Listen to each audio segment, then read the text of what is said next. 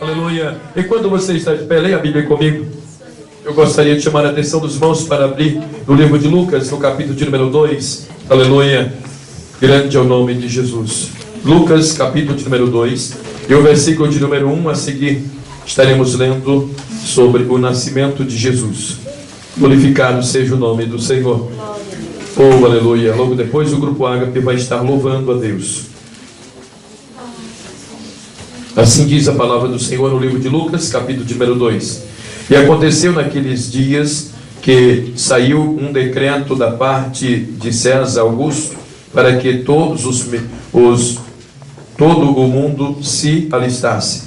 Este primeiro alistamento foi feito sendo Cirênio governador da Síria, e todos iam alistar-se, cada um à sua própria cidade. E subiu da Galileia também José, da cidade de Nazaré, e a Judéia, e a cidade de Davi, chamada Belém, porque era da casa da família de Davi. E foi a fim de alistar-se com Maria, sua mulher, que estava grávida. E aconteceu que, estando eles ali, se cumpriram os dias em que ela havia de dar à luz. E deu à luz seu filho primogênito, e envolveu-o em panos e deitou numa manjedoura, porque não havia lugar para eles na estalagem. Ora, havia naquela mesma comarca pastores que estavam no campo e guardavam durante as vigílias da noite o seu rebanho. E eis que um anjo do Senhor veio sobre eles, e a glória do Senhor cercou de resplendor, e tiveram grande temor. E o anjo lhes disse: não temais, porque eis aqui vos trago novas de grande alegria, que será para todo o povo, pois na cidade de Davi vos nasceu hoje o Salvador, que é Cristo o Salvador, e isto o Senhor. E isto vos será por sinal: achareis o menino envolto em um pano e deitado numa manjedoura. E no mesmo instante apareceu com um anjo uma multidão de exércitos celestiais, louvando a Deus e dizendo: glória a Deus nas alturas, paz na terra e boa vontade para com os homens. E aconteceu que, ausentando-se daqueles os anjos para o céu, disseram os pastores uns aos outros: vamos, pois, até Belém, e vejamos isto que aconteceu e que o Senhor nos fez saber. E foram apressadamente e acharam Maria e José e o menino deitado na manjedoura. E vendo-o, divulgaram a palavra que acerca do menino lhes fora dita. E todos os que ouviram se maravilharam do que os pastores lhes diziam. Mas Maria guardava todas essas coisas, conferindo-as em seu coração. E voltaram os pastores, glorificando e louvando a Deus por tudo o que tinham ouvido e visto, como lhes haviam sido dito. Amém? Eu quero dizer aos irmãos que o assunto que eu vou trazer hoje aos irmãos é um assunto do dia. Na verdade, é um assunto muito polêmico para algumas pessoas, para outros não. Antes de falar do assunto, eu quero aqui dizer algo importante para os irmãos. As pessoas vivem sobre duas regras de leis, uma no papel, por código, e outra no coração, na mente, através das ações tradicionais. Isto desde a antiguidade que é assim. E a lei que rege na mente das pessoas são mais rígidas, são mais difíceis de se curvar, de abandonar, do que a lei e código. A lei e código é uma obediência muito obrigatória. Quem não obedece às leis, códigos, com certeza tem uma punição. E a lei que rege por meio de uma tradição é por meio da consciência. As pessoas fazem por gostar daquilo, por ter aquilo como regra na sua vida, no seu comportamento diário. E esta regra, ela é muito radicalizada na vida das pessoas. Para entender o quanto isso é sério, nós encontramos o povo de Israel, depois que saiu do Egito, Deus estabelecendo para eles leis no código, que transformou também isso em tradição na vida deles de uma forma tão radical que eles agora já não priorizavam Deus da lei, mas sim a lei de Deus.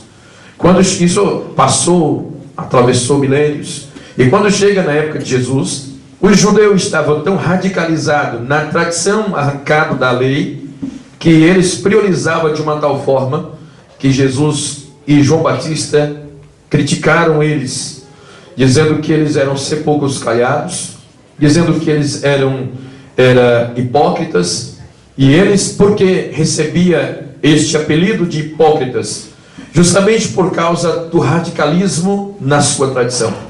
Eles faziam questão de estar priorizando as suas largas orações nas praças, estavam se priorizando a guarda do sábado, priorizavam a circuncisão, eles priorizavam a não comer carne.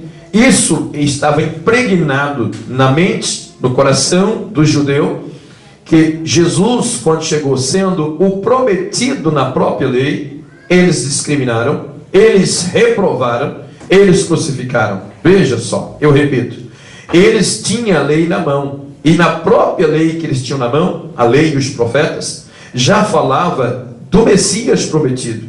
E eles tinham já também gravado na mente a espera. Eles tinham aquela expectativa de vir o Messias.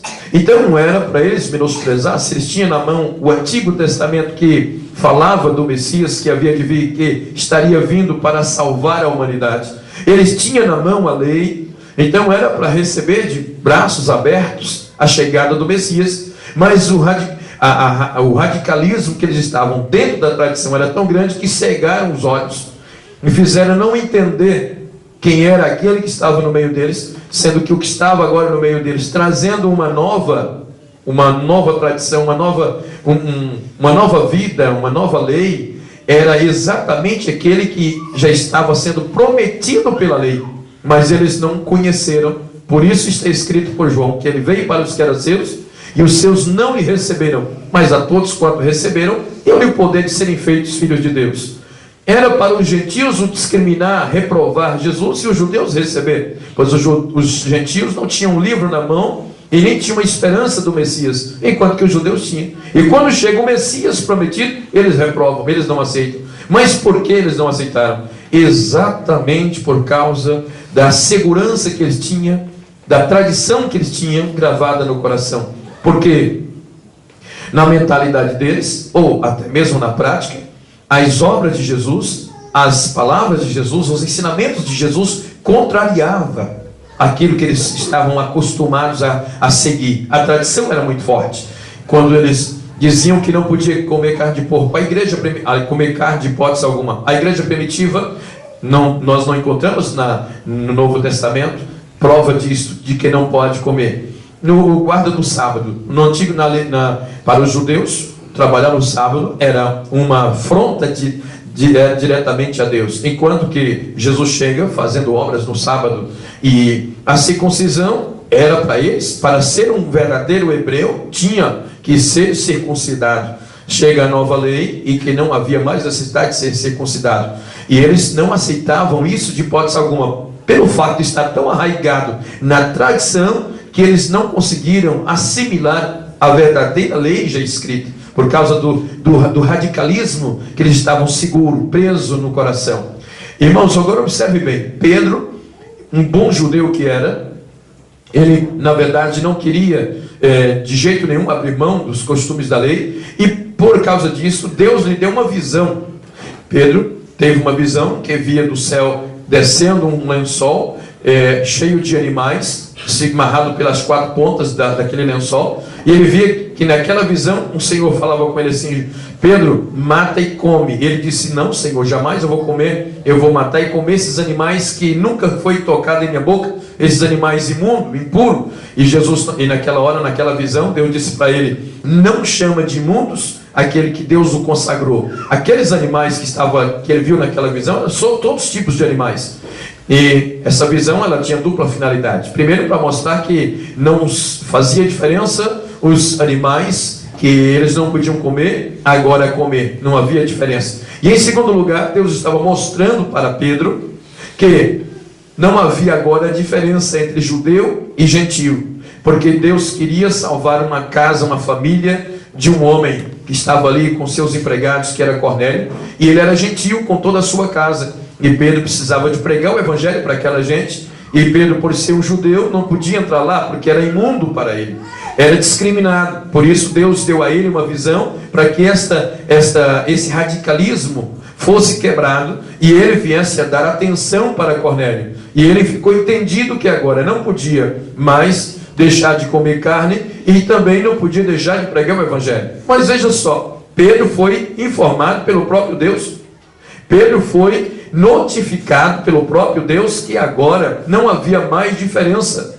Mas passa-se os dias, passa-se os tempos, passa-se os anos, e Pedro, meus irmãos, logo depois, outra vez, faz diferença pelos gentios, e não quer comer carne, e começa a querer se afastar do gentio. Foi preciso que Paulo chama a atenção na carne, tem uma repreensão forte, de uma cara a cara, para que ele viesse a entender que não podia fazer aquilo. Por que Pedro estava outra vez colocando em prática aqueles costumes antigos? Sabe por quê? Embora a Bíblia não dava mais respaldo, ele sendo agora um cristão, por que ele ainda rejeitava se misturar com os gentios? Por que ele agora continuava a querer se afastar de não querer comer carne? Por que ele ainda queria dar primazia à circuncisão?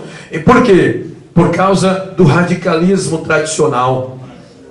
O radicalismo tradicional, irmãos, ele é prejudicial na vida da pessoa. Nós devemos ser tradicionais até um certo ponto. Devemos ser conservadores até onde não prejudica a nossa vida espiritual. Quando nós estamos vendo que a nossa vida espiritual está sendo prejudicada por alguém, por alguma coisa que nós estamos fazendo ou que devemos deixar de fazer, nós temos que abrir mão daquele radicalismo, daquela tradição. Eu quero dizer para os irmãos isto para mostrar que existe pessoas que vivem-se em controvérsia falando em relação ao Natal. Então, o Natal, na verdade, o de hoje comemorado, exatamente dia 25 de dezembro, é uma data, é uma festa comemorada numa grande parte do mundo, e principalmente entre os cristãos, que não tem nada a ver com o nascimento de Jesus. Repito, a festa comemorada do Natal, a festa comemorada de Natal, que é universal, tanto para todos os cristãos como outros, não tem nada a ver com o nascimento de Jesus em si. Porém, isso, eu falei sobre o tradicionalismo para falar sobre o Natal, que o Natal tornou-se uma festa tão tradicional, tão penetrante, tão radicalizada, que hoje se encontra em conflito os cristãos que aceita o Natal de Jesus, mas que não faz a festa do Natal mundano, acha em conflitos, porque acha que é anticristo aqueles que não faz a festa que o mundo hoje faz. Enquanto que, na verdade, duas coisas muito distintas: é aceitar o nascimento de Jesus, e a outra coisa é aceitar a festa do Natal, que é comemorada hoje universalmente. São duas coisas muito distintas.